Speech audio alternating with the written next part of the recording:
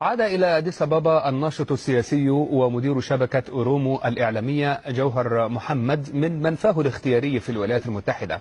تأتي عودته في سياق الانفتاح والإصلاحات السياسية في إثيوبيا. ارتبط اسم جوهر محمد بالاحتجاجات التي اندلعت في إقليم أوروميا أكبر أقاليم إثيوبيا خلال الأعوام الماضية، وهي الاحتجاجات التي أدت إلى إعلان الطوارئ مرتين وانتهت باستقالة رئيس الوزراء السابق هيلي مريم دسالين. ويعتبر مراقبون جوهر المحرك السياسي والموجه الإعلامي للحراك الشبابي من خلال شبكة أورومو الإعلامية التي ظل يديرها من الولايات المتحدة. إن الاحتفال بفتح مكتب شبكة أورومو الإعلامية في إثيوبيا مؤشر على مدى التغيير الذي تشهده إثيوبيا، ومن المعروف أن الشبكة كانت تبث برامجها من المهجر، فاليوم يعتبر يوما تاريخيا.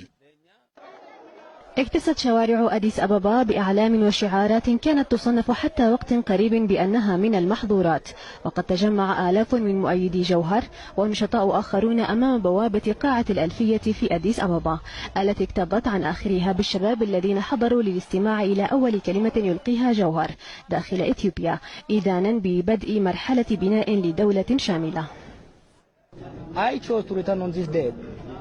اخترت العودة للمساهمة في تحويل فكر الشباب من مرحلة المعارضة إلى مرحلة اجتثاث الاستبداد. نحن الآن أمام تحد لتحويل فكرهم وسلوكهم نحو بناء نظام ديمقراطي مستدام.